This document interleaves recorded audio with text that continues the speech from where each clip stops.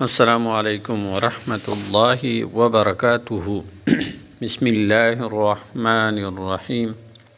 ټول تعریفونه د رب ذوالجلال د فاره چې خالق او مالک او پروردگار د کل عالم دی، او درود پاک په خاتم الانبیاء د مدینی جانان حضرت محمد صلی الله علیه وسلم باندې. امید د رب ذوالجلال نه ساتم چې تاسو به روغ جوړ یې، په صحت به برابر یې. الله جل شانه هر حاجت د خپلو خزانو د غیبو نه پوره کا. الله جل شانه هر مشکل آسان کا. الله جل شانه د هر مصیبت، تکلیف او پریشانی او غم نه په امن کې وساته. الله جل شانه عمر دراز سره د صحت نصیب کا. محترم و عزیزانو، مانن ستاسو د فاره یو عمل، یو وظیفه ډیره مجربه او ډیره اسانه او خاص وظیفه د جمعې مبارکې د ورځې تاسو لا راوړې ده. د دې وظیفې په کولو سره، د دې عمل په ادا کولو سره به الله جل شانه ستاسو څومره حاجتونه وي، ناممکنه حاجتونه وي، نه حل کېدونکي مشکلات وي، او داسې پریشانی او تکلیفونه او مصیبتونه وي چې د هغې نه اډو ستاسو خلاصې نشته. نو داسې عمل د داسې کسانو د فاره ما یو وظیفه، یو عمل او بهترین عمل، خاص عمل د جمعې د ورځې مبارک عمل راوړی دی، او دا ډیر مجرب عمل دی.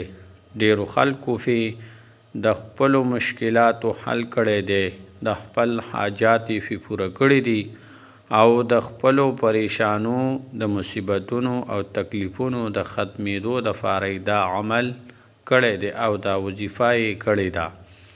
دا وظیفه ډیره اسانه ده، د جمعې د ورځې سره خاص تعلق لرونکې ده. یعنی دا عمل، دا وظیفه د جمعې په ورځ صرف کولی شي، بله ورځ د دې دپاره نه ده. دا عمل صرف او صرف د جمعې په ورځ باندې د نور راختو نه واخله تر د نور پریوتو پورې تاسو ته کم ټایم میلاو شو چې مکروه وخت نه وي، نو دا وظیفه پکې د ځان دپاره، دا عمل پکې د ځان دپاره کولی شئ. نو ځکه دا مکروه ټیم پکې نه دی چې دې کې 2 رکعاته نفل مونځ دی، نو هغه په مکروه ټیم کې نه کېږي دغه نفل. محترمو، راځو دغه وظیفې طرف ته چې دا وظیفه څنګه ده، ترتیب یې څرنګه دی. ډېر آسان عمل دی. محترمو، 2 رکعاته د نفل نیت په وتړئ، خو مکروه ټیم به نه. نو 2 رکعاته نفل اول به چې نیت وتړئ، د سورة الفاتحې نه پس، یعنی چې کله سورة فاتحه ختم شي، ولا الضالین آمین، د هغې نه پس به سوره اخلاص، یعنی قل هو الله احد الله الصمد لم یلد ولم یولد ولم یکن له کفوا احد، دا به په لومبي رکعت کې 42 مرتبه، یعنی 42 ځله به دا ووایئ. بیا به رکعت مکمل کړئ، بیا به پاسې دویم رکعت ته، دویم رکعت ولا الضالین آمین سورة فاتحه چې وایي، بیا به سورة الاخلاص دا 41 مرتبه 41 ځله ووایئ. نو د دې دا رکعت به مکمل کړئ.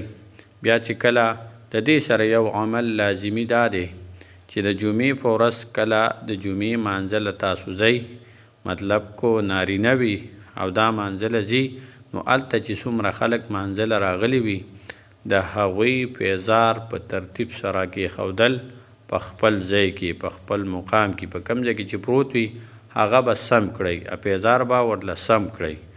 ګډوډ پروت وي به ورله سم کوئ.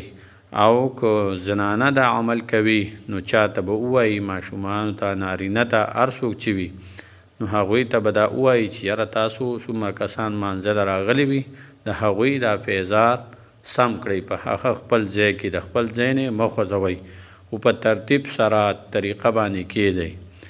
او بیا به د الله جل شانه نه دعا وغواړئ د خپلو ناممکنو حاجاتو دپاره، د خپلو نه ختمیدونکو پریشانو دپاره د خپلو مشکلاتو د ختمیدو دپاره به د الله جل شانه نه د الله جل شانه په دربار کې به سوال وکړئ، په یکسویۍ سره، په تنهایۍ سره، په توجه سره، د زړه په توجه سره به دعا وغواړئ. الله جل شانه به ستاسو هر قسمه حاجات، مشکلات او مصیبتونه، پریشانۍ ختموي، حاجات هم پوره کړي د دې وظیفې په برکت سره، په خپل فضل و کرم سره. السلام علیکم ورحمة الله وبرکاته.